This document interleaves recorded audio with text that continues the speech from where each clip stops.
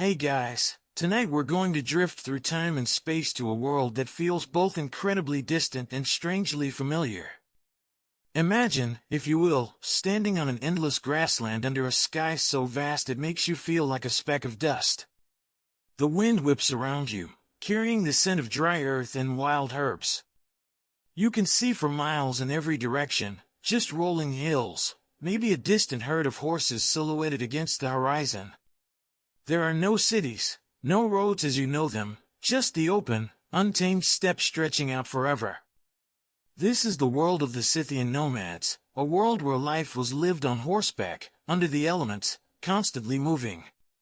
And in a world like that, where existence was often harsh, uncertain, and tied directly to the rhythms of nature and the migrations of herds, death wasn't an abstract concept whispered behind closed doors.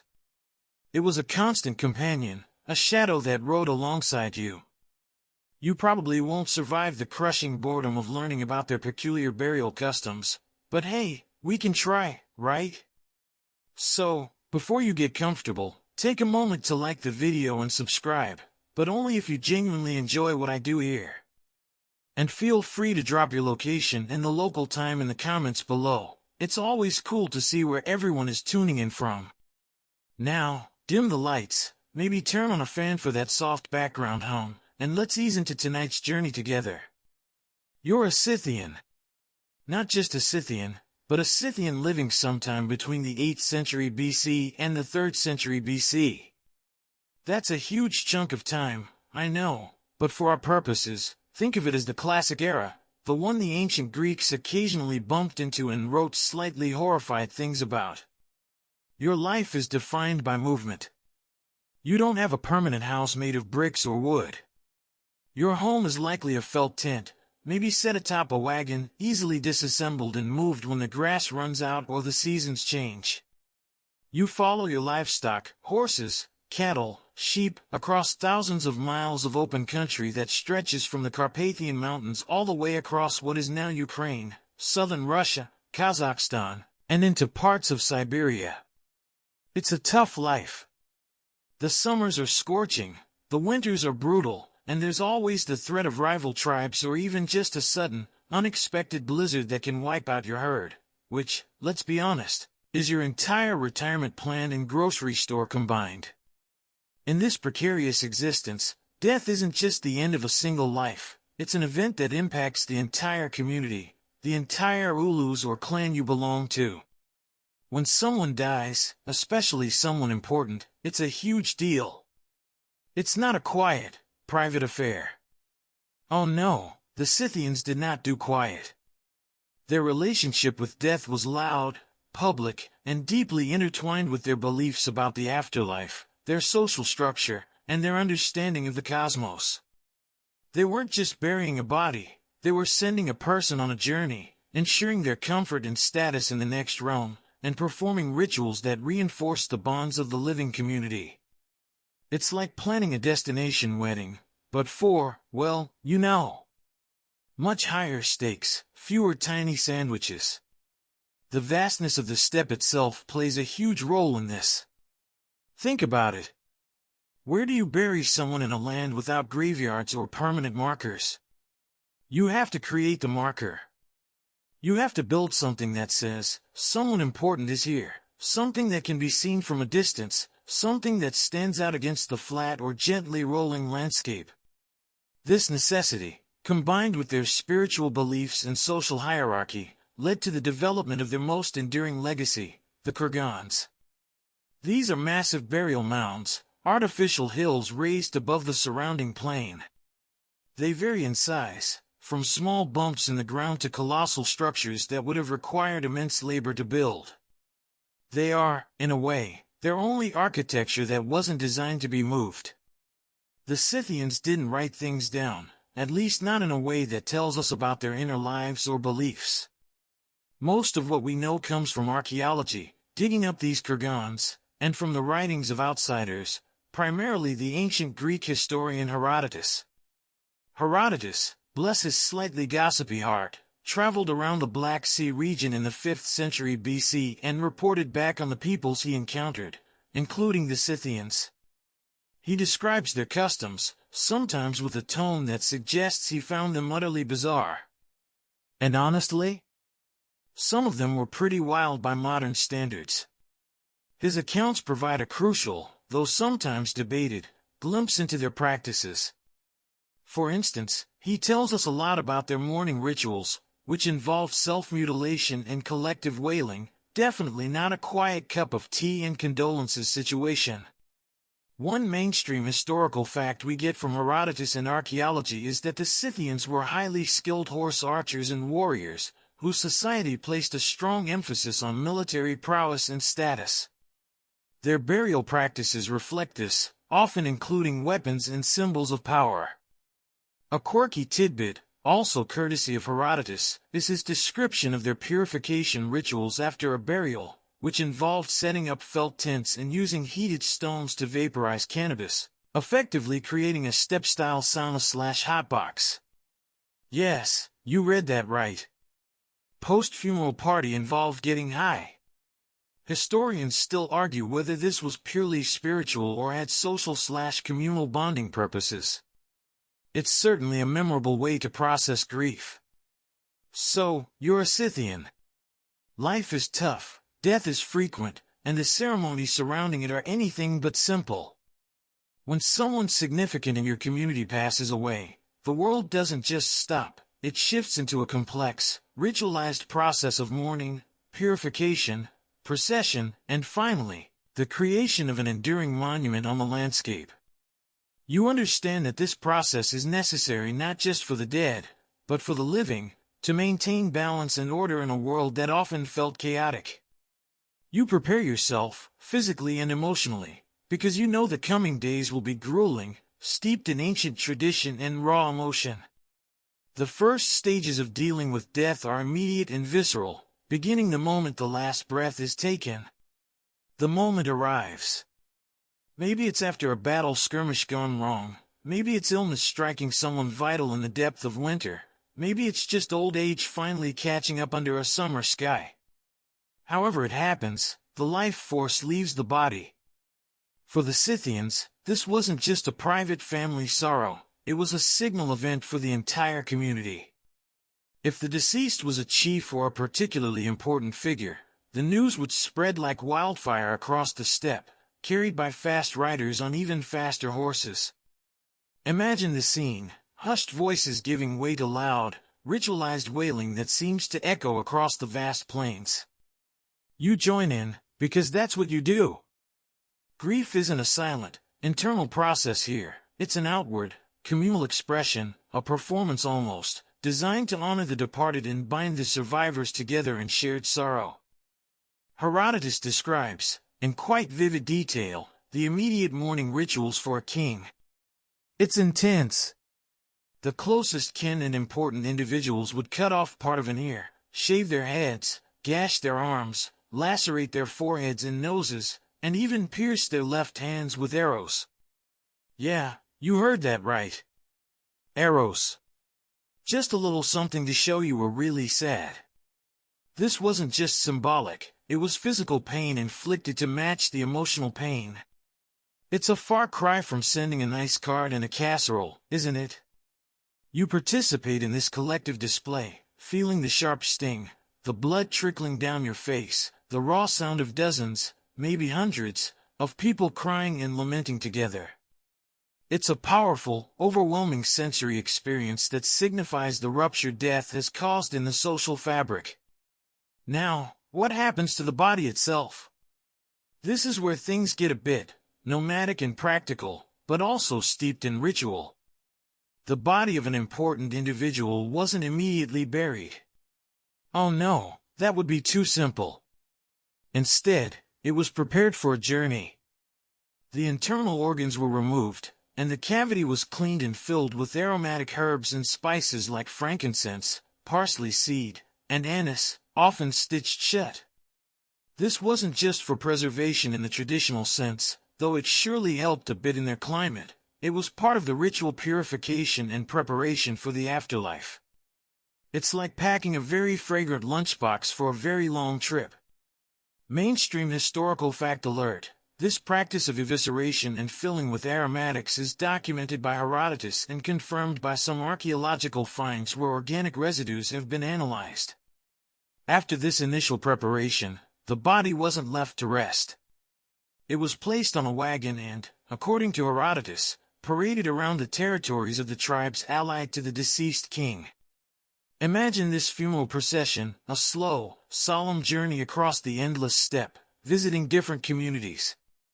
Each community visited would join the procession, adding to the number of wagons and people, and also engaging in the same intense mourning rituals of self-mutilation.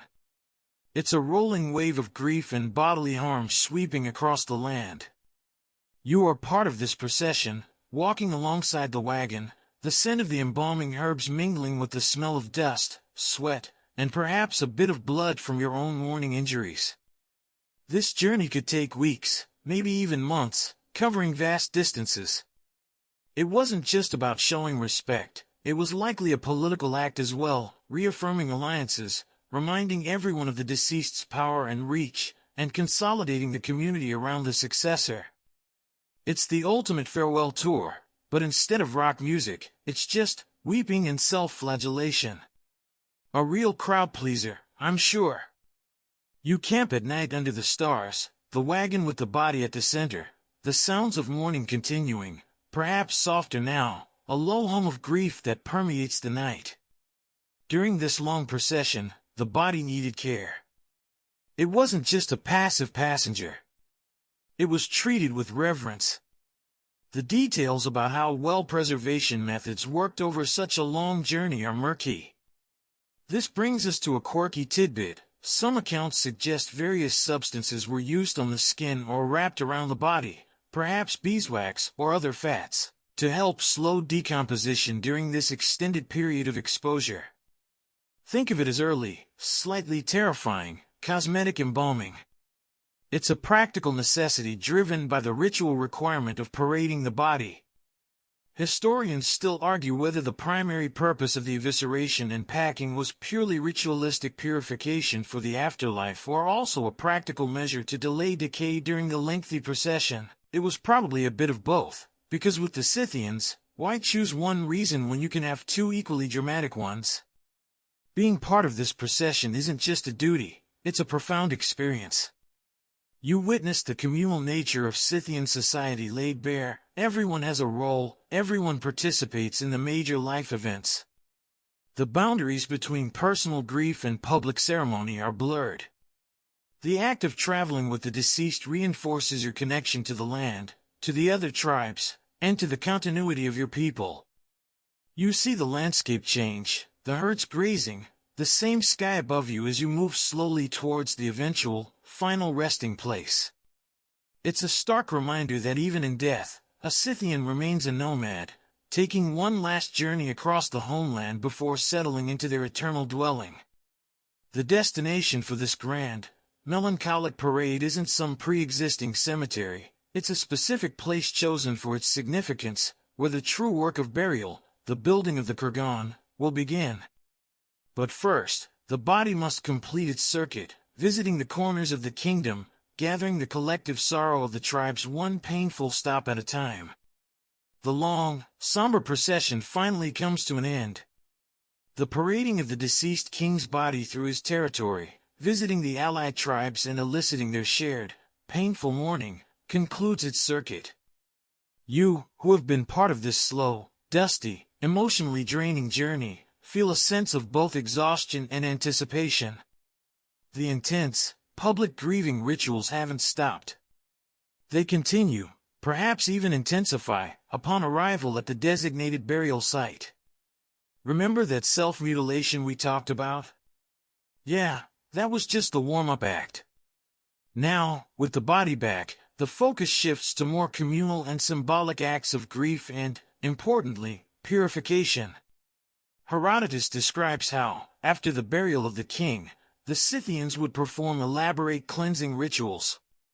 He notes that because they never used fire, except, perhaps, for cooking, and rarely used hot water for washing their bodies in daily life, a detail that probably made Herodotus wrinkle his nose a bit, Their post-funeral purification method was quite unique. Mainstream historical fact: this involved setting up a framework of 3 stakes leaning together, stretching wool felt tightly around them to form a small, enclosed tent, and then placing a dish containing red-hot stones inside.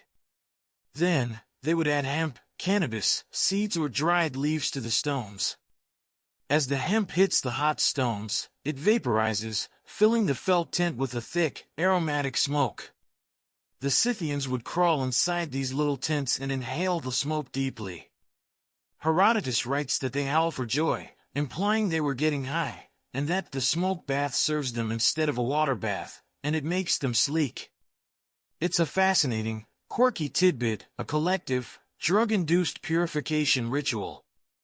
Imagine the scene: scattered across the burial site, small felt tents billowing fragrant smoke, filled with people who have just inflicted wounds upon themselves in mourning, now inhaling cannabis vapor until they're howling with joy? Relief? Who knows? It's certainly one way to take your mind off things. It makes you wonder about the conversations happening inside those tents. Dude, did we just bury the king? Whoa, I think I can see the afterlife from here. My ear really hurts, man.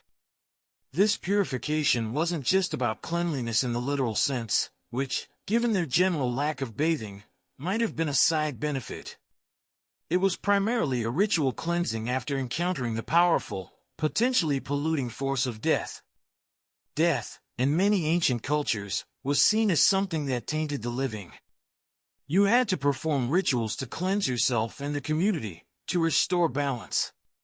The hemp smoke bath was their chosen method, a blend of spiritual purification, perhaps pain relief from their self-inflicted wounds, and a communal experience that helped process the trauma of loss.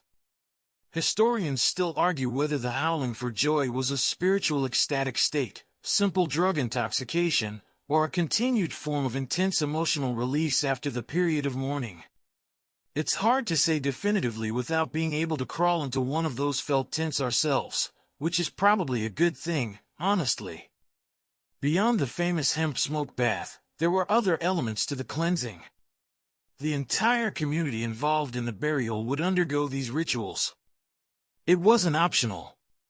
You participated because it was your duty, your way of rejoining the world of the living after stepping so close to the realm of the dead. The act of washing, even with smoke, symbolized shedding the proximity to mortality.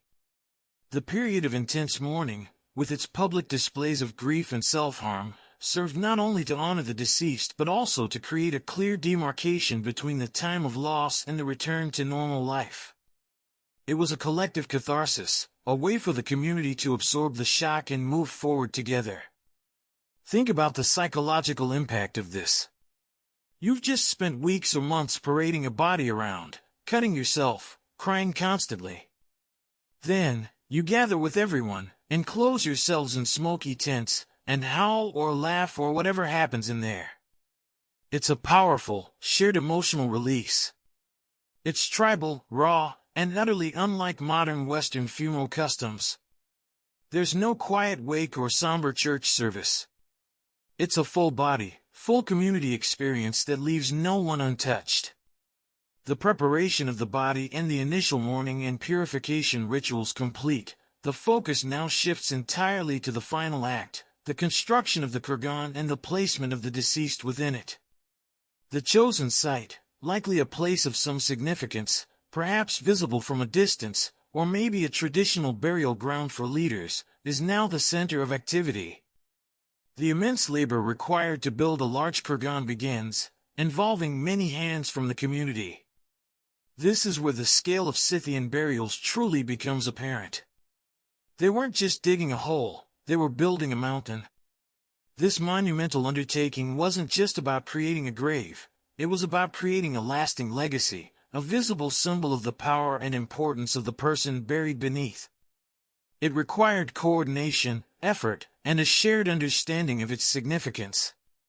The next stage involves the actual journey of the prepared body and its accompanying treasures and retinue to this designated spot where their eternal home will be built. The period of intense grief begins to transition into a period of intense labor and ritual construction. The body is prepared, the initial mourning complete, and the community, perhaps still recovering from their intense purification rituals, gathers at the chosen site for the final interment. Remember that long procession we discussed? While Herodotus specifically mentions the king's body being paraded around the territories, the archaeological evidence suggests that even non-royal but high-status individuals would have been brought to a designated burial area, possibly traveling some distance. This wasn't just a short walk from a tent, it was a deliberate movement towards a place of significance, a journey to the threshold of the afterlife. You are part of this final procession, carrying grave goods, leading animals, or simply marching alongside, the air thick with anticipation and the lingering scent of herbs from the body's preparation. The chosen site for the kurgan is often on a rise, overlooking the surrounding landscape. It needs to be visible, a marker on the vast, relatively flat steppe. Think of it as choosing a good location for a landmark that will stand for centuries. The journey to this site would have involved people, horses, and wagons laden with everything deemed necessary for the deceased's journey and existence in the next world. This is where the wealth and status of the individual really start to become evident. A poor Scythian might get a simple burial, maybe just a shallow grave and a small mound. But for the elite, it was an undertaking that involved significant resources and labor. Mainstream historical fact: Scythian burials of the elite involved interring not just the deceased, but also a considerable quantity of grave goods, including weapons, tools, pottery, food, and often, sacrificed animals, most notably horses. The procession arriving at the kurgan site would be carrying or leading these items. Imagine arriving at a building site, but instead of concrete mixers and lumber, you see pottery jars, ornate weapons, sacks of grain, and restless, high-spirited horses. It's a strange mix of practicality and ritual, preparing for a journey that is both symbolic and, in their belief system, very real. The body itself, likely still resting on a wagon or perhaps carefully carried, is brought to the center of the designated area. The precise rituals performed at this exact moment, upon arrival at the burial site but before the digging begins, are less clearly documented by Herodotus and harder to interpret from archaeology alone. However, it's highly probable that prayers or chants were offered, perhaps invoking their deities, figures like Tabidi, a hearth goddess, Papias, the Sky Father, or Api, the Earth Mother, to ease the passage of the deceased and bless the burial site. There might have been initial offerings made to the earth before the ground was broken for the grave pit. A quirky tidbit about this stage of the journey: Herodotus mentions that for kings, the body was transported to the land of the Geri, the furthest point of their territory, where the royal tombs were located. This suggests that some important burials weren't just done locally, they involved a pilgrimage to a specific, sacred necropolis. This adds another layer to the complexity of the journey. It wasn't just a parade, it was a destination funeral at a potentially distant, ancestral burial ground. You are not just burying a leader, you are connecting them to a lineage of rulers buried in a sacred place. Historians still argue whether this land of the Geri was a single, specific location or a general term for the royal burial region that might have shifted over time. Archaeological evidence points to several large kurgan fields that could fit this description in different parts of the Scythian territory. Being part of this final journey reinforces the collective nature of death in Scythian society. Everyone has a role, whether it's preparing the body, providing animals for sacrifice, crafting grave goods, or participating in the procession. The act of moving the body and the grave goods to the burial site is a communal effort, solidifying social bonds and demonstrating allegiance to the deceased and their family or clan. It's a shared burden and a shared honor. As you stand at the chosen site, the scale of the upcoming task becomes clear. The ground needs to be dug. Not just a simple grave, but a large, deep pit that will house the burial chamber. Then, the immense mound of earth needs to be constructed on top. This isn't a quick process. Building a large kurgan could have taken days, weeks, or even longer, requiring significant labor mobilization. The arrival of the procession signals the start of this massive construction project. The energy shifts from the rituals of grief to the intense physical work of creation, creating an artificial hill that will stand as a monument on the landscape for centuries to come. It's a transition from sorrow to labor, from the spiritual preparation of the deceased to the physical preparation of their eternal home. The next step, the actual digging and building, is a testament to the Scythians' engineering capabilities and their deep-seated commitment to their burial customs. You've arrived at the chosen site. The long procession is over. The initial grief rituals have subsided slightly, replaced by the focused energy needed for the monumental task ahead. The place isn't random. Scythian kurgans are often found in groups, forming vast cemeteries that dot the landscape. These locations weren't chosen casually. They likely held significance, perhaps ancestral burial grounds, prominent topographical features, or places linked to important events or figures in tribal history. Choosing the right spot for a new, large kurgan, especially for a chief or important person, was a decision steeped in tradition and potentially political considerations. It had to be visible, a statement on the landscape. Imagine standing on a slight rise. You can see for miles. The wind is constant, whistling through the grass. In the distance, you might see other mounds, smaller or older, faded into the landscape. This is a place of the dead, a sacred space set apart from the daily movement of the herds and camps. The specific spot for the new kurgan is marked out.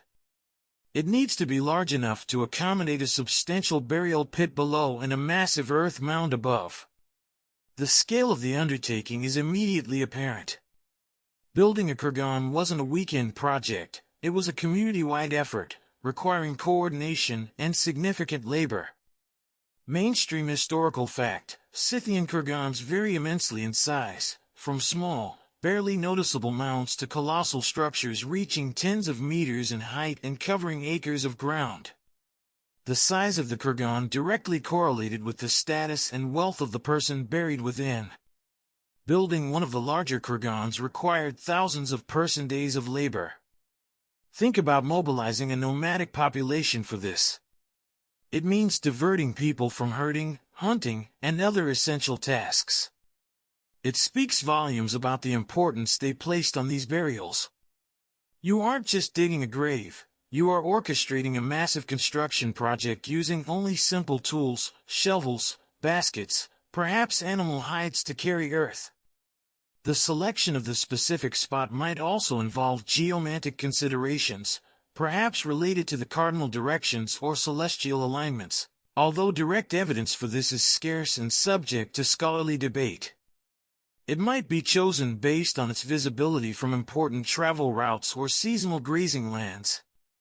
It's a quirky tidbit that some kurgans are aligned with certain astronomical events or topographical features, suggesting a deeper symbolic connection to the landscape and the cosmos. Historians still argue whether these alignments were intentional or simply coincidental, a result of practical considerations like drainage or visibility. The process of choosing the site might have involved rituals, perhaps libations poured onto the earth, prayers offered, or auguries taken.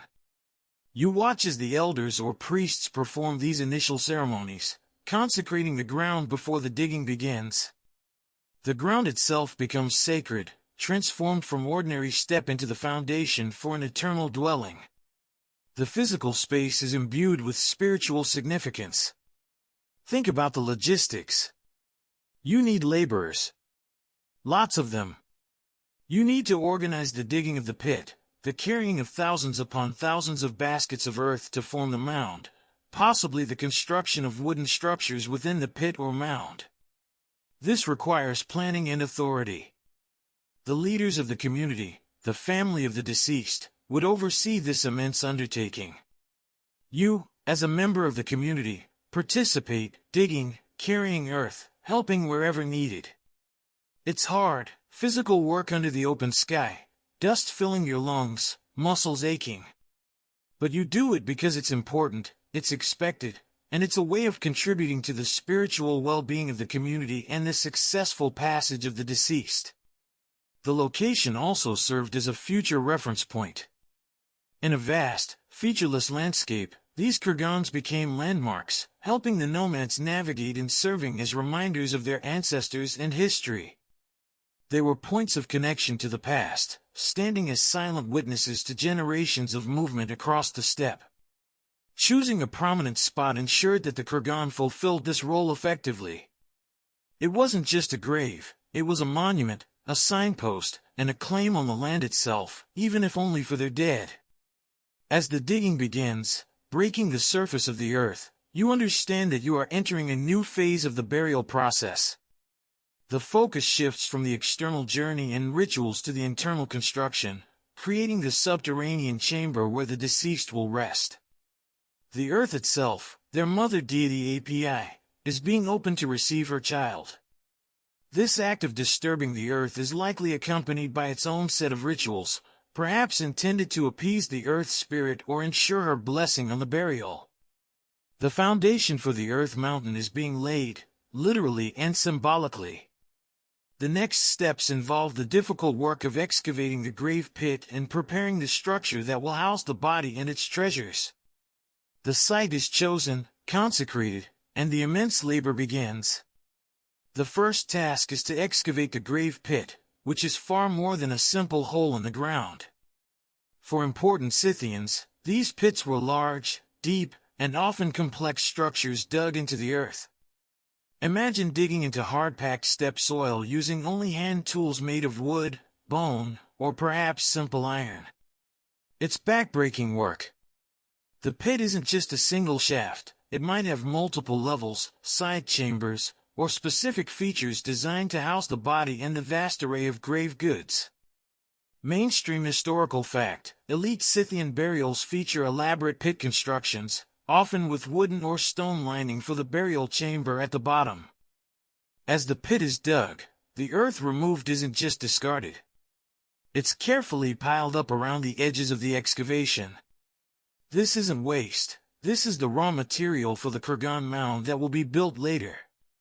Every basketful of soil removed from the pit contributes to the eventual height and size of the artificial hill. You are part of a human chain, passing baskets of earth from the diggers in the pit up to the surface and onto the growing perimeter piles. The deeper the pit goes, the more challenging the work becomes, requiring ramps or steps to access the bottom. Once the required depth is reached, which could be many meters below the surface, the construction of the actual burial chamber begins at the bottom of the pit. This chamber was crucial, it was the eternal home for the deceased. For the elite, these chambers were often quite substantial, sometimes lined with logs or stones to create a sturdy, enclosed space. Think of it as building a small, subterranean house within the grave pit. This required skilled carpenters if wood was used, carefully fitting logs together to create walls and perhaps a roof structure. It's a sophisticated piece of engineering for a nomadic people using relatively simple technology. A quirky tidbit here: some chambers feature elaborate wooden constructions that mimic the interior of a Scythian tent or house, complete with pillars and sometimes even painted elements. This suggests they were trying to recreate a familiar living space for the dead in the afterlife. The walls of the chamber might also be lined with reeds, felt, or other materials, adding insulation or decoration. The floor is prepared, sometimes covered with felt or hides. This isn't just throwing a body in a hole, it's creating a carefully constructed environment for the deceased. The effort and resources poured into building this subterranean structure reflect the belief that the comfort and status of the individual needed to be maintained in the next world. You might be involved in fetching and preparing the wood, carrying stones, or preparing the lining materials, working alongside others in a coordinated effort. As the chamber is completed, it stands ready to receive its occupant and their possessions. The act of building it is a solemn one, a physical manifestation of the community's commitment to the departed. It requires precision and care, ensuring the structure is sound and will protect the contents for centuries. The air in the pit is cool and damp, a stark contrast to the sunny, windy step above. You feel the weight of the earth pressing in around you, a reminder of the finality of the grave. Historians still argue whether the complexity and materials used in the chambers were solely dictated by status or also by regional traditions and the availability of resources. Kurgans across the vast Scythian territory show variations in construction techniques and materials, reflecting local adaptations while adhering to the general principle of creating a secure burial space. With the chamber ready, the stage is set for the most sensitive part of the burial, the placement of the body and the rich collection of grave goods within this newly constructed space. This isn't just about putting things in a box, it's a carefully orchestrated process, ensuring everything necessary for the afterlife journey is included and positioned correctly. The effort put into building the chamber underscores the belief that the afterlife was a continuation, albeit in a different form, of earthly existence, and the deceased needed to be equipped accordingly. The painstaking work of digging and building lays the foundation, literally, for the final act of interment. The deep pit is dug, the subterranean chamber, often a sturdy construction of logs or stones, is complete. It's cool and dark down there, a stark contrast to the bright, windy step above. This chamber isn't just a void, it's the meticulously prepared eternal home for the deceased. Imagine stepping down into it, the air heavy and still, the raw earth smell mixing with the lingering scents from the body's preparation. The chamber is typically large enough to accommodate the main burial, often a single individual, though sometimes multiple, and a significant amount of accompanying material. Mainstream historical fact: the central burial in elite Scythian kurgans is located within a specially constructed chamber at the bottom of a deep pit, often furnished with grave goods intended for the afterlife. The layout of the chamber varies. Sometimes it's a simple rectangular room. Other times, it's more complex, with an anteroom or a separate compartment for grave goods or sacrificed individuals. We'll get to that later, don't worry. The walls might be lined with felt, woven mats, or even painted cloth. The floor might be covered with animal hides, perhaps felt rugs. It's designed to be a comfortable and appropriate resting place for someone of high status. A quirky tidbit: some chambers contain remnants of luxurious textiles, including silk imported from as far away as China, indicating extensive trade networks and the high value placed on exotic goods even for burial. Imagine wrapping a dead chieftain in silk. The body, having completed its long, ritualized journey and undergone preparation, is carefully placed within this chamber. The position of the body varies. Sometimes it's extended on its back, sometimes slightly flexed on its side. It's usually placed on a wooden platform, a bed, or a felt mat. Around the body, and sometimes within the same chamber or in adjacent compartments, are arranged the grave goods. These aren't just random objects. They are carefully selected items deemed essential or significant for the deceased's journey to and status in the next world. Think about the scene as the body is lowered into the pit and placed in the chamber. It's a solemn moment, the culmination of weeks or months of ritual and preparation. The community members involved in the burial witness this final placement.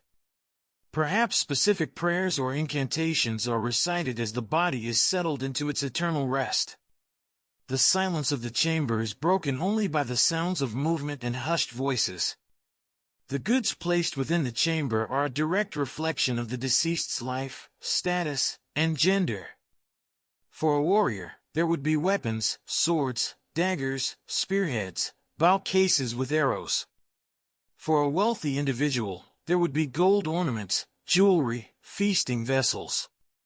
For women, there are often elaborate headdresses, mirrors, cosmetic tools, and jewelry. These aren't just symbolic items, many show signs of use, suggesting they were cherished possessions in life.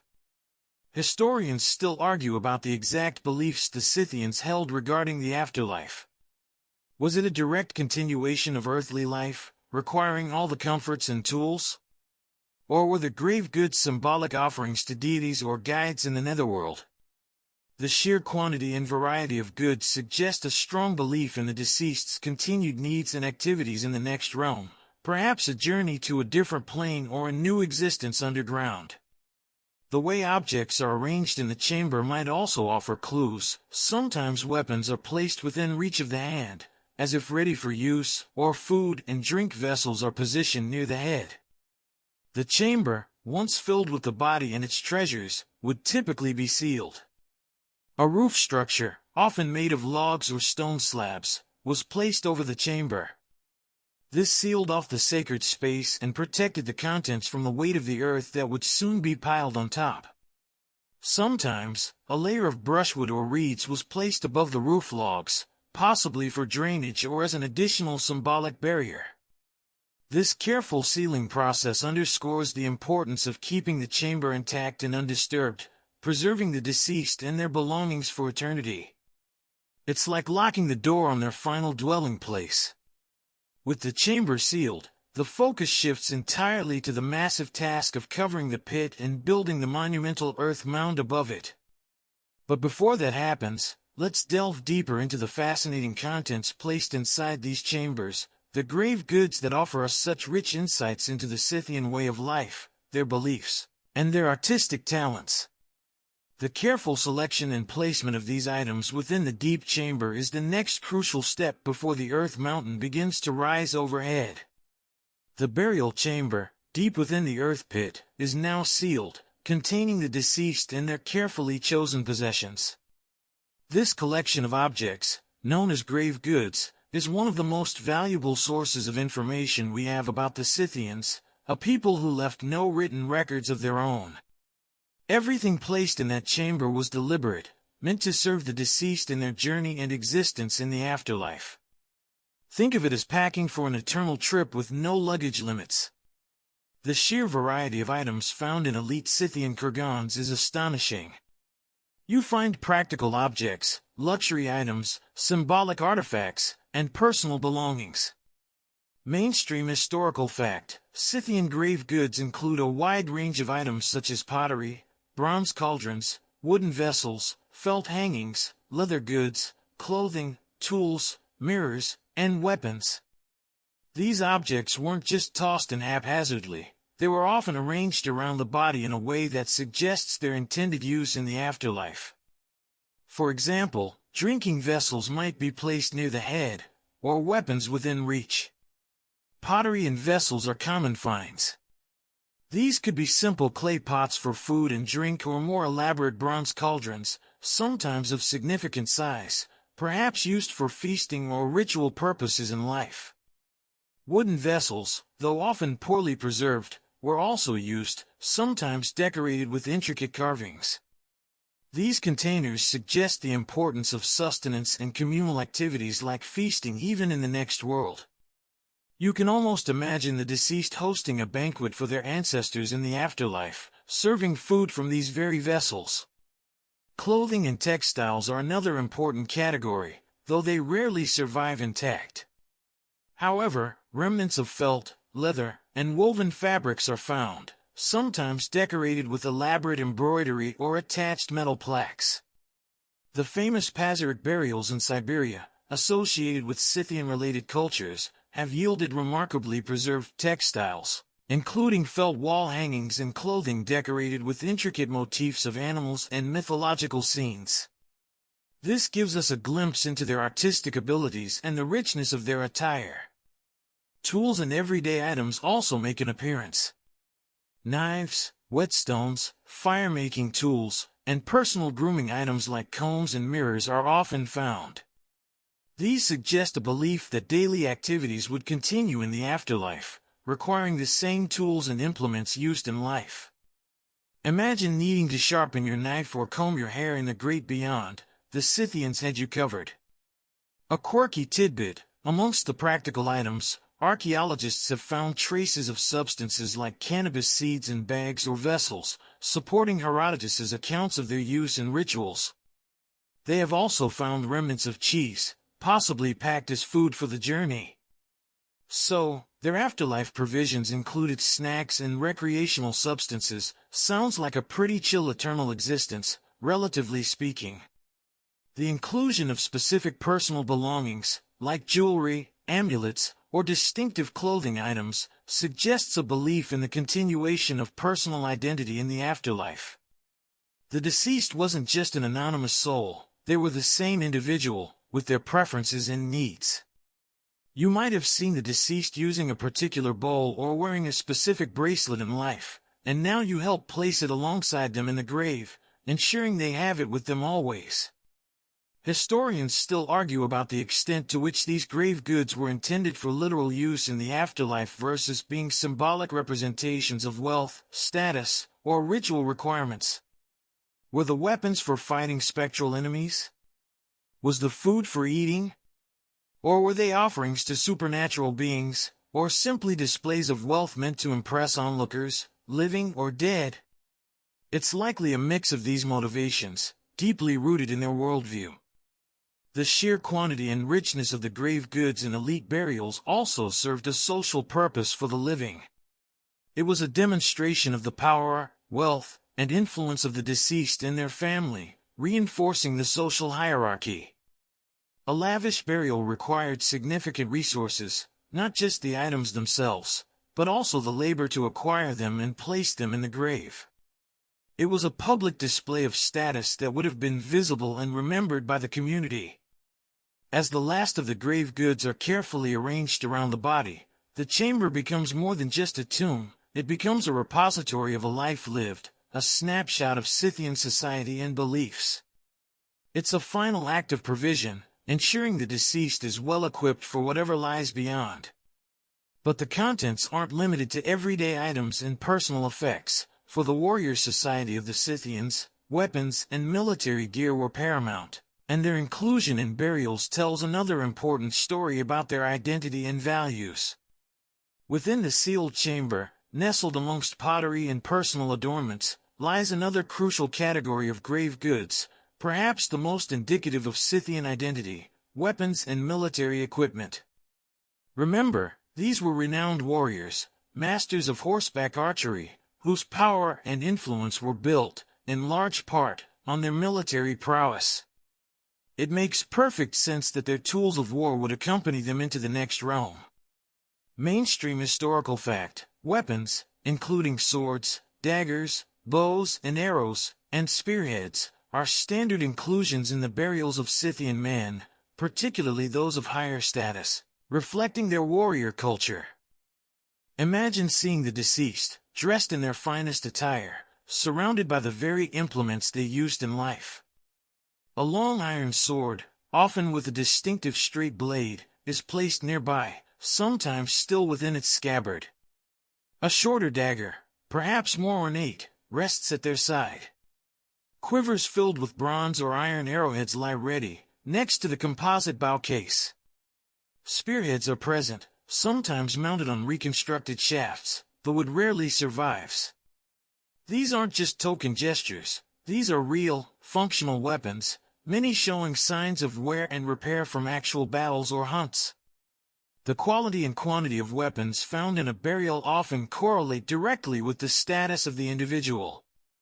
A powerful chief might be buried with multiple sets of weapons, highly ornate examples crafted with precious metals, showcasing not just their skill but also their wealth.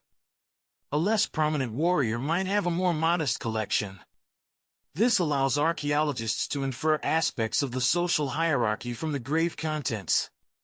You might recall seeing the deceased wielding that particular sword in a skirmish or practicing their archery skills on the steppe. Now, you ensure it goes with them. Beyond the primary weapons, other pieces of military gear are sometimes found. Bronze or iron helmets, pieces of scale armor made from metal plates, and horse bits and bridles, which we'll discuss more later, are also interred. These items further emphasize the equestrian, militarized nature of Scythian society. They weren't just nomads, they were mobile soldiers, and their burials reflect this fundamental aspect of their lives. A quirky tidbit related to weapons: Scythian arrowheads come in various shapes and sizes, but they are often made of bronze or iron with distinctive three-bladed or barbed designs. Some kurgans contain thousands of arrowheads, representing the contents of multiple quivers. This suggests a massive supply of ammunition was deemed necessary for the afterlife, implying continued hunting or warfare. Imagine needing that many arrows just to get through eternity. It's either a very active afterlife or they were really bad shots. The inclusion of weapons wasn't just about providing tools for the next life, it was also symbolic. Weapons were symbols of status, power, and identity. Burying a warrior with their arms was a way of honoring their achievements in life and ensuring their continued respect and capability in the spirit world. It reinforced the values of the society: bravery, skill in combat, and the ability to protect one's clan and herds. Historians still argue about the degree to which the Scythian afterlife was envisioned as a direct continuation of their earthly existence, complete with battles and hunts. While the presence of weapons strongly suggests this, other aspects of the grave goods point towards a more spiritual or symbolic journey. Were the weapons meant to defend against supernatural threats, or were they simply insignia of rank carried into the next world? The truth is probably somewhere in the complex tapestry of their unwritten beliefs. For a young man, seeing a respected warrior buried with his arms would have been a powerful cultural lesson. It showed what was valued in their society and what was expected of them.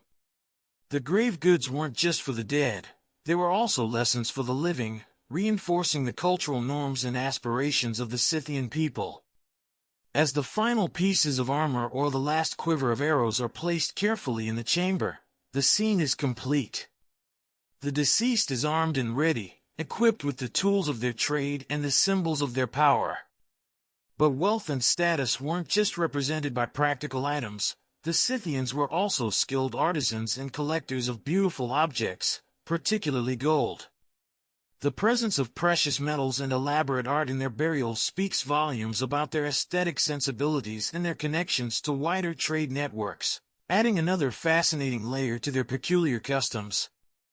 Stepping back from the practical tools of war, let's look at the glittering objects placed in the Scythian burial chamber. Alongside the weapons and pottery, you find artifacts crafted from precious metals, especially gold, demonstrating exquisite artistry and incredible wealth. These aren't just personal trinkets, they are potent symbols of status, power, and cultural identity, and they form a crucial part of the grave goods. Mainstream historical fact: elite Scythian burials are renowned for their abundant and finely crafted gold artifacts, often decorated with depictions of animals in the distinctive Scythian animal style. Imagine the scene in the dimly lit chamber, the gleam of gold contrasting with the rough wood or stone walls. Plaques, adornments for clothing and headdresses, drinking cups, rhytons, jewelry like torques, stiff necklaces, bracelets, and earrings, all crafted from hammered or cast gold. These items weren't necessarily made by the Scythians themselves. Many were crafted by Greek artisans in colonies along the Black Sea coast, commissioned specifically for Scythian patrons, or obtained through trade or tribute. This highlights the interaction between the Scythians and their settled neighbors. A quirky tidbit: while much of the goldwork was made by Greek craftsmen, it often features Scythian motifs, particularly dynamic depictions of animals like stags, panthers, griffins, and eagles. This fusion of Greek technique and Scythian imagery created a unique artistic style that is instantly recognizable. It's like commissioning a famous artist to paint your pet cat, but in a fierce, mythological style. These gold objects weren't just currency or raw wealth, they were display items, worn on clothing, attached to horse harness, or used in rituals and feasting. Burying them with the deceased ensured that this wealth and status were transferred to the afterlife. It was also a way for the living community to dispose of significant wealth in a way that reinforced the importance of the deceased and potentially prevented disputes over inheritance among the survivors. You see the intricate detail on a gold plaque depicting battling animals, a powerful scene that speaks to the warrior's spirit and connection to nature. You know this belonged to the chief and was a symbol of their authority. The Scythian animal style itself is a fascinating aspect of their art. It's characterized by dynamic, often contorted poses of animals, sometimes predators attacking prey, or mythological creatures like griffins and sphinxes. These motifs appear not only on gold but also on bronze, felt, and bone. The meaning of these animal depictions is debated. Historians still argue whether these animal styles represent specific totems, cosmological beliefs, narratives of myths, or simply a preferred aesthetic that conveyed power and movement. They are certainly not just decorative, they seem to be imbued with deeper symbolic meaning related to strength, the natural world, and possibly the spiritual realm. Beyond gold, other precious materials were used, such as silver, bronze, and sometimes even iron worked into decorative items. Amber beads, colorful glass paste ornaments, and semi-precious stones are also found, often imported from distant lands, showing the extent of Scythian trade networks across Eurasia. Finding beads originating thousands of miles away tucked into a burial chamber on the steppe is a powerful reminder that these barbarian nomads were connected to a much wider world. The sheer quantity of precious objects in some kurgans led them to be frequent targets for looters throughout history. Many kurgans were plundered centuries ago, leaving archaeologists only remnants of the once rich contents. However, lucky finds of undisturbed burials, like the famous Pazyryk kurgans in the Altai Mountains, though technically Pazyryk culture, they are closely related to Scythian traditions, or various kurgans unearthed in Ukraine and southern Russia, have yielded spectacular treasures that give us a glimpse into this wealth. The act of placing these valuable items in the grave was the ultimate sacrifice of wealth. It wasn't just about providing for the dead, it was about displaying status for the living, fulfilling ritual obligations, and ensuring a proper, well-equipped transition to the next world. As the last of the gold items are carefully placed, maybe a stunning gold pectoral, a large chest ornament, or a set of intricate plaques intended for a horse's bridle, the chamber is filled with the tangible evidence of the deceased's power and connection to a world of both practical necessity and opulent beauty. But wealth and power weren't just measured in gold. For the equestrian Scythians, their horses were their most prized possessions, and they too would accompany their masters into the afterlife. For the Scythians, life was lived on horseback. Their horses were not just animals, they were companions, symbols of status, tools of survival, and essential partners in war and migration. It's no surprise, then, that these magnificent creatures played a central, often poignant, role in their burial customs. Mainstream historical fact: the burial of sacrificed horses alongside the deceased, especially in elite kurgans, was a widespread and significant Scythian practice. Imagine the scene at the burial site. As the chamber is sealed with the human occupant and their grave goods, preparations are made for the horses. Multiple horses, sometimes dozens or even hundreds in the largest royal kurgans, were ritually sacrificed to accompany their master into the afterlife. These were likely the deceased's finest horses, war steeds, prized mounts, perhaps even those used for ceremonial purposes. It's a powerful, perhaps unsettling, demonstration of the value placed on these animals and the belief that the deceased would need their mounts in the next world. The method of sacrifice likely varied, but archaeological evidence suggests they were killed at the burial site, often by a blow to the head. The bodies were then prepared for burial. A quirky tidbit: in many Scythian burials, the horses were not buried whole, but rather dismembered or partially dismembered before being placed in the grave. Skulls and leg bones are often found arranged in specific patterns around the main burial chamber or in separate pits surrounding the main kurgan. This practice of partial burial or dismemberment is a bit mysterious and suggests specific ritualistic requirements rather than just burying the animals whole as they were in life. Were they symbolically killing the horse to ensure its spirit traveled with the master, while perhaps using parts of the animal elsewhere? It's unclear. The horses were often buried with their elaborate harness and bridle intact. Scythian horsetack was highly decorated, often featuring bronze, silver, and gold ornaments crafted in the same animal style seen on personal jewelry. These exquisite pieces of horse furniture further underscore the status of both the owner and the animal. Burying a horse with a gold-plated bridle was a huge display of wealth. Imagine a modern equivalent, burying someone with their entire luxury car collection. A bit extreme, maybe, but you get the idea. The sheer number of horses found in some burials is staggering. The Arsen II kurgan in Tuva, associated with early Scythian culture, contained over 160 horses buried in surrounding chambers. This represents an immense investment of wealth and resources in the burial ritual.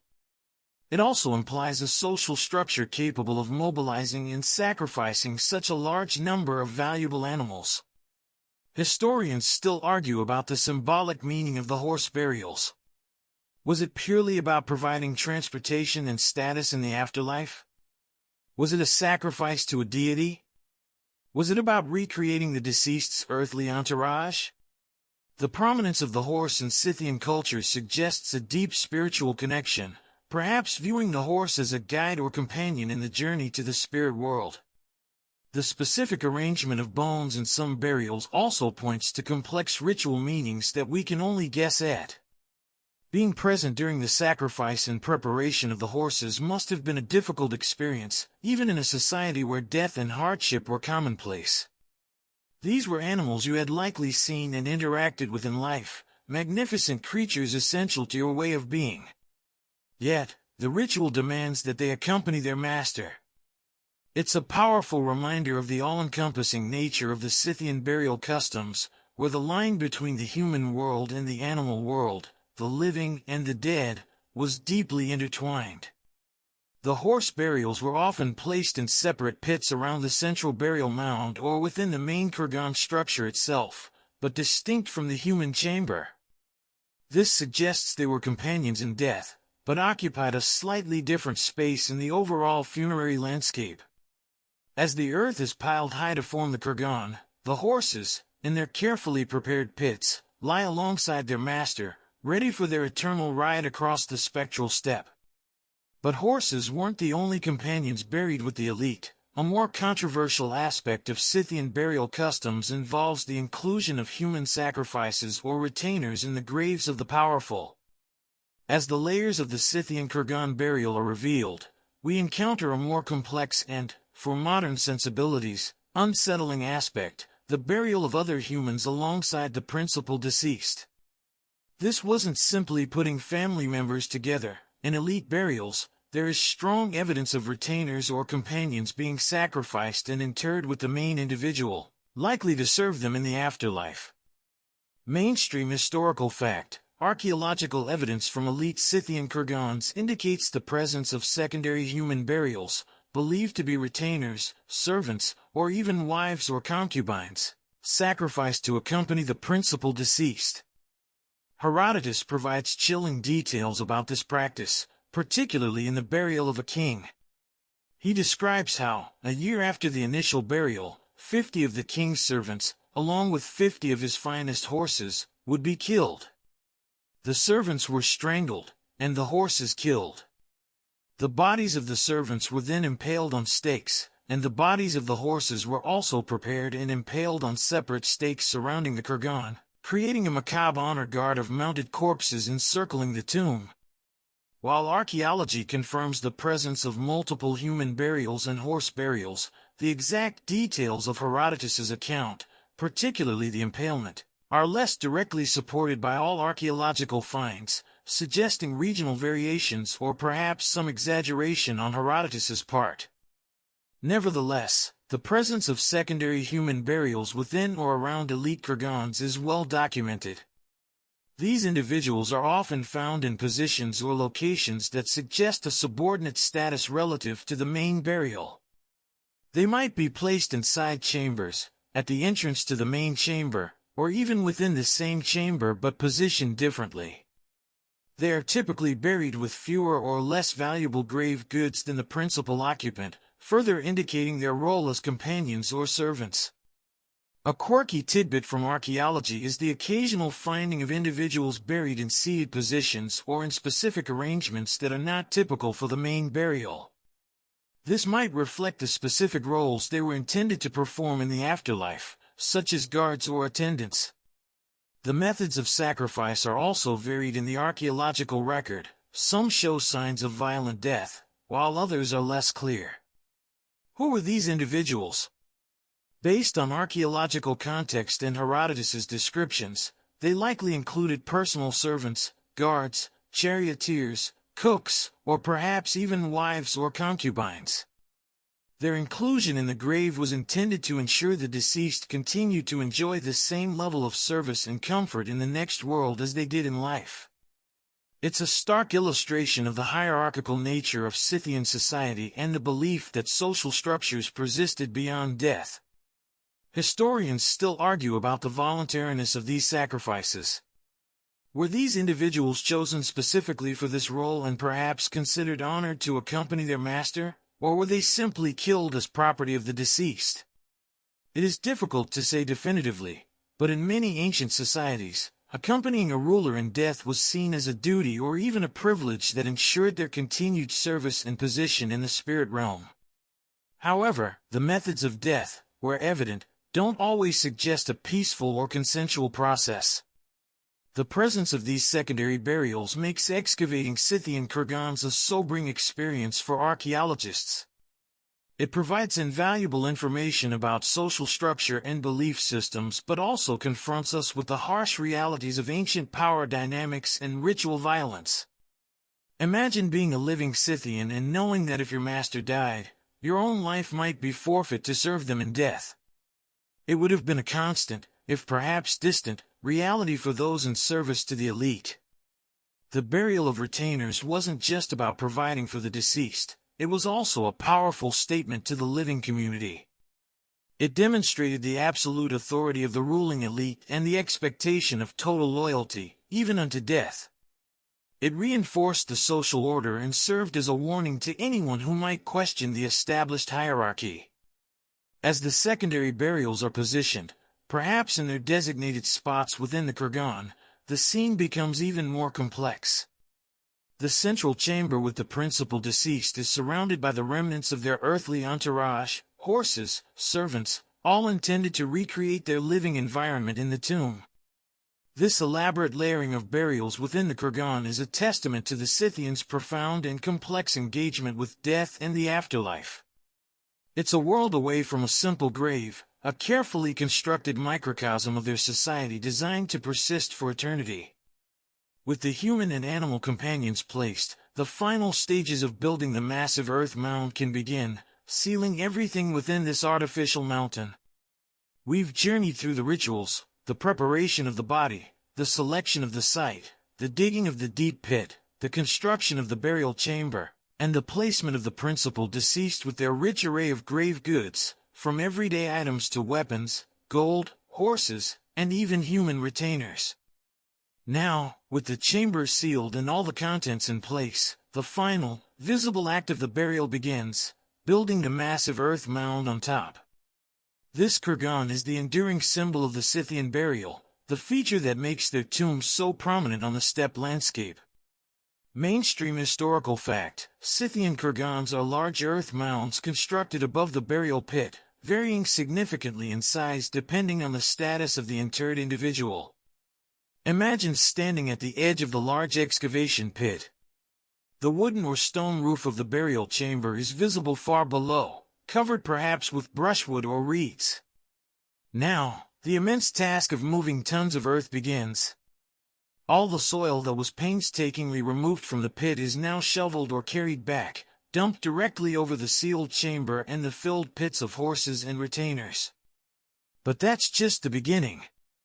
To create a substantial mound, even more earth is needed, brought from the surrounding area. This requires mobilizing the entire community again.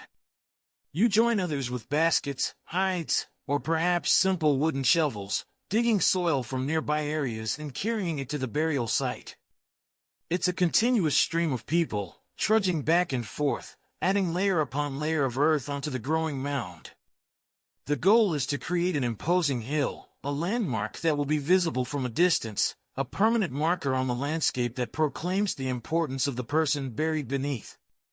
The larger the kurgan, the more effort required, and the greater the prestige of the deceased. A quirky tidbit about the construction: some kurgans include additional features within the mound itself, such as stone rings or fences encircling the base, or layers of different materials like clay, turf, or stone incorporated into the earth fill. These might have served structural purposes, preventing erosion, or had symbolic meanings, perhaps defining the sacred space. For example, some large kurgans have a wide ditch encircling their base, and the earth from this ditch is added to the mound, effectively making the mound larger and more prominent while also creating a boundary around it. Building a large kurgan was a monumental feat of engineering and labor coordination for a nomadic society. It required organizing large numbers of people for an extended period. It speaks to the power of the elite and the cohesion of the community that they could undertake such projects. Think about how much earth is needed to create a mound 10 or 20 meters high and 100 meters in diameter. It's an incredible volume of soil, all moved by hand. As the mound grows, the form takes shape, a conical or hemispherical hill rising from the flat plain. The work is physically demanding, day after day, under the sun or in the wind. You feel the weight of the soil, the strain on your muscles. But there's a sense of purpose in the work. You are not just moving dirt, you are building an eternal home, a symbol that will stand long after you are gone. You are contributing to the legacy of your people and honoring a respected leader. Historians still argue about the precise symbolism of the kurgan shape. Was it meant to represent a mountain, connecting the deceased to the heavens, or a cosmic axis? Was it simply the most efficient way to create a large, stable mound of earth? Given the Scythian reverence for the natural world, it's likely that the shape and size of the kurgan held symbolic meaning, perhaps linking the deceased to the vastness of the steppe and the sky above. Some famous kurgans, like the Great Bliznytsa kurgan or the Tolstaya Modular kurgan in Ukraine, or the Pazyryk kurgans in the Altai, offer incredible insights into the scale and richness of these burials. These are the kurgans that have yielded spectacular gold artifacts, well-preserved organic materials, thanks to permafrost in the case of Pazyryk, and evidence of elaborate burial rituals. Excavating these sites has been crucial in reconstructing our understanding of Scythian life and death. Just the sheer size of some of these mounds, when you stand next to them, is breathtaking. You can truly appreciate the effort that went into building them. As the final layers of earth are added, completing the mound, a sense of completion settles over the site. The deceased is sealed within their artificial mountain, surrounded by their possessions and companions. The kurgan stands as a silent sentinel on the landscape, a permanent mark left by a people who were constantly on the move. It is a testament to their beliefs, their social structure, and their ability to mobilize for projects of immense scale and significance. The construction of the kurgan is the physical culmination of the entire elaborate burial process.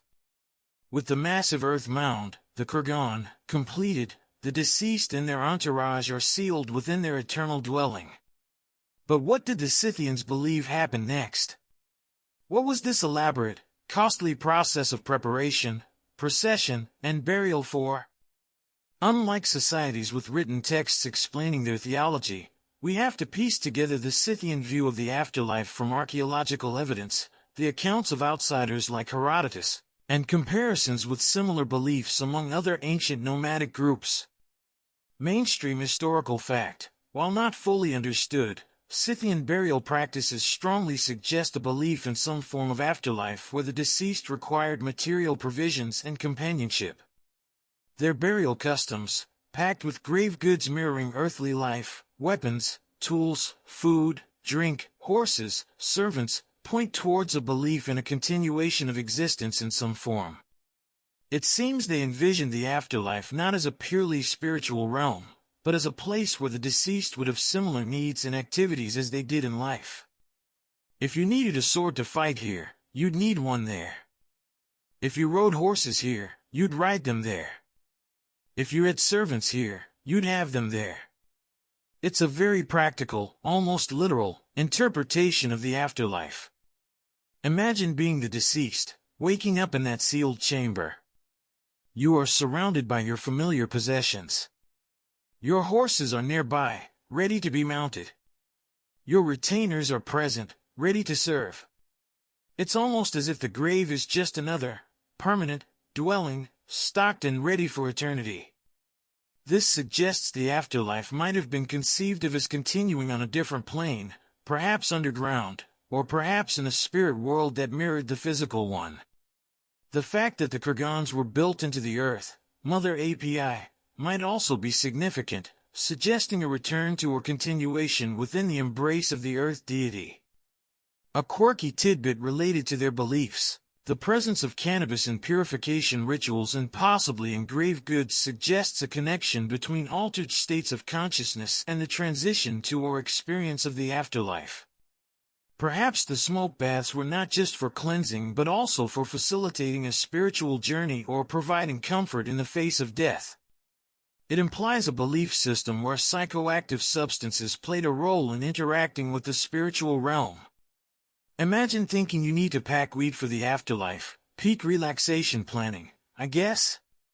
Herodotus tells us about some of their principal deities, like Tabidi, Hearth Goddess, Papias, Sky Father, and API, Earth Mother. These deities likely played roles in their understanding of life and death, perhaps guiding the soul, receiving them into the earth, or watching over them from the sky. The rituals performed during the burial process, including prayers and offerings, would have been directed at these deities, seeking their favor for the deceased's journey.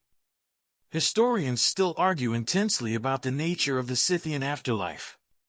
Was it a place of judgment? Was it simply a passive existence? Was it a journey to a specific destination or a merging with ancestral spirits? The lack of written accounts leaves much room for interpretation based on indirect evidence. The Scythian animal style found on so many grave goods might also offer clues, perhaps representing spirit guides, protectors, or aspects of the afterlife realm. The dynamic scenes of animals could symbolize the challenges or activities the soul would face. The practice of burying large quantities of perishable goods like food and drink also points to a belief in the deceased's ongoing needs. While some might argue these were offerings for a transitional journey, their placement within the final resting chamber suggests they were intended for consumption or use within that eternal dwelling. Ultimately, while the specifics remain elusive, the elaborate nature of Scythian burial customs makes it clear that death was viewed as a profound transition, not an end. It was a journey that required careful preparation, significant resources, and the support of the living community. The kurgans, filled with their treasures and companions, were not just graves, they were portals, vessels, and eternal homes designed to ensure the deceased's comfort, status, and continued existence in a world beyond our own. Even though the Scythians themselves are gone, their monumental kurgans and the treasures within them continue to speak to us across millennia. They offer a unique window into the beliefs and practices of a nomadic warrior society and serve as a lasting testament to their complex relationship with mortality. These mounds, silent on the steppe, are not just dirt and stones, they are echoes of a people who deeply believed in preparing their dead for whatever came next. The story of the Scythians isn't just about their lives on the steppe, it's also very much about their preparations for eternity, preparations that continue to be unearthed and studied today. The Earth Mountain stands complete. A visible, silent presence on the vast Scythian steppe. Generations pass. The nomadic tribes continue their cycles of migration, war, and life, sometimes adding new kurgans to the cemeteries, sometimes leaving the older ones to weather the elements. The people who built them eventually fade into history, their language unwritten, their daily lives known only through fragments left behind. But the kurgans endure. They are the most tangible legacy of the Scythian world, artificial hills dotting the landscape, hinting at the secrets buried deep within. For centuries, they stood undisturbed, or sometimes plundered by those seeking the gold and treasures they were rumored to contain. Then, much later, came the archaeologists. These modern-day explorers, armed not with swords but with shovels and trowels, began the painstaking work of unearthing the past. Excavating a kurgan is a huge undertaking, often involving teams of people working for weeks or months. You start by identifying the mound, sometimes barely visible, sometimes still quite prominent after thousands of years of erosion. You dig trenches, slowly peeling back the layers of earth that were so carefully piled up long ago. And as you dig, you start to find things, not just dirt, but evidence of the ancient construction, traces of the rituals performed on the surface, and finally, down in the pit, the burial chamber itself. Mainstream historical fact: modern archaeology, beginning in the 19th and 20th centuries and continuing today with advanced techniques, has been the primary source of our detailed knowledge about Scythian burials, confirming and greatly expanding upon the limited ancient written accounts like Herodotus's. These excavations have revealed the incredible complexity and richness of elite Scythian tombs. Imagine the excitement of an archaeologist carefully working in a deep pit, sensing they are close to the chamber. Every tool is used with precision, first shovels to remove the bulk of the earth, then trowels, brushes, even dental picks for the most delicate work around fragile artifacts or bones. It's a slow, meticulous process, the opposite of the hurried, visceral events of the original burial. You are peeling back layers of time, uncovering a moment sealed away millennia ago. And sometimes, if you're lucky, you find a kurgan that hasn't been completely looted. This is where the truly spectacular discoveries are made.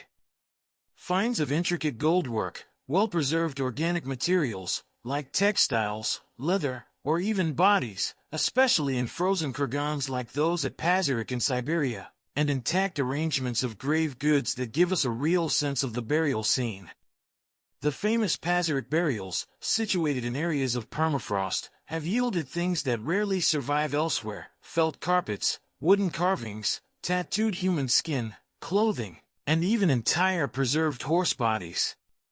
A quirky tidbit: the preservation in the Pazyryk kurgans was so exceptional that archaeologists found freeze-dried remains of cannabis in the burial chambers, further corroborating Herodotus's smoking rituals and afterlife preparations.